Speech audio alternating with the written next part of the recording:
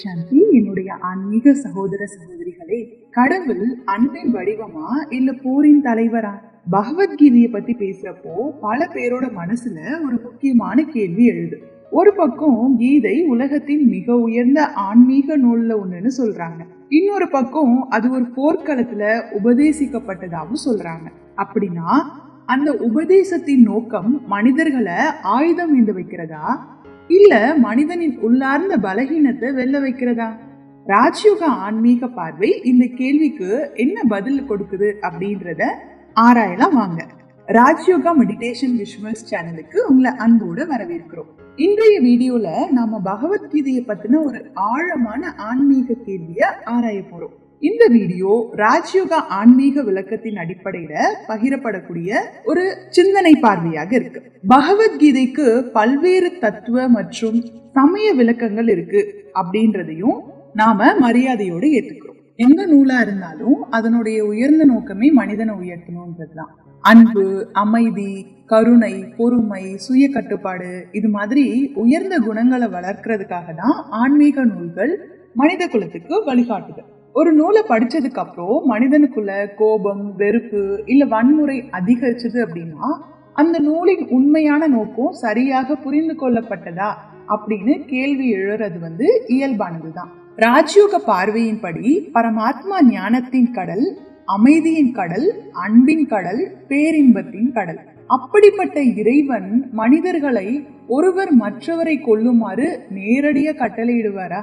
இல்ல மனிதரின் உள்ளிருக்கக்கூடிய கோபம், அகங்காரம், பேராசை போன்ற எதிரிகளை வெல்ல சொல்லுவாரா?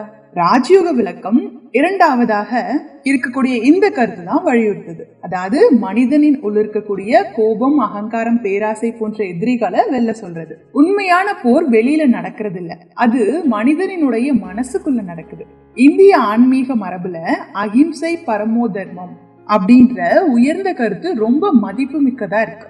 அதாவது அகிம்சையே உயர்ந்த தர்மம். இதனால பல ஆன்மீக அறிஞர்கள் கீதையில சொல்லக்கூடிய போற வெறும் வெளிப்புற யுத்தமா இல்லாம தர்மத்துக்கும் அதர்மத்துக்கும் இடையே இருக்கக்கூடிய உள்ளார்ந்த போராட்டத்தின் உருவகமாகவும் விளக்குறாங்க.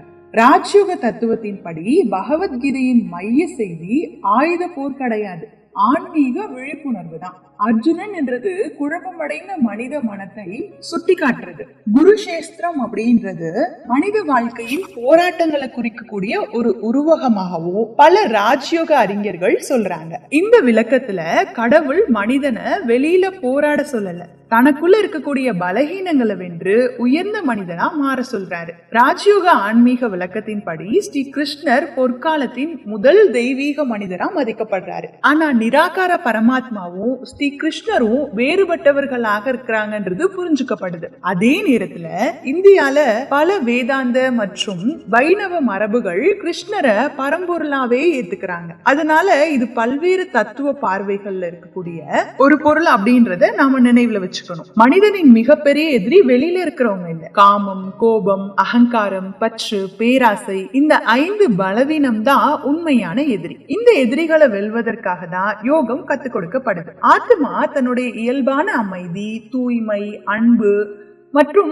ஆனந்த நிலைய திரும்ப அனுபவிக்கிறது தான் இந்த ஆன்மீக பயணத்தினுடைய நோக்கம். பகவத்கீதைய பல்வேறு மரபுகள் பலவிதமா விளக்கம் பண்றாங்க. இன்றைய வீடியோல நம்ம பார்த்தது அதுல ஒன்னான ராஜ்யோக ஆன்மீக விளக்கம். உங்களுக்கு எந்த விளக்கம் நெருக்கமா தோணுது? கீதை வெளிப்புற போற பத்தின விஷயமாக இருக்கா இல்ல மனிதனின் உள்ளார்ந்த மாற்றத்தை பத்தின விஷயமா இருக்கா? உங்களுடைய கருத்துக்களை கமெண்ட்ல சொல்லுங்க.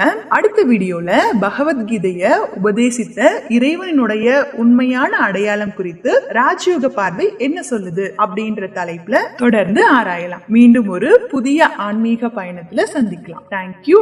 ஓம் சாந்தி.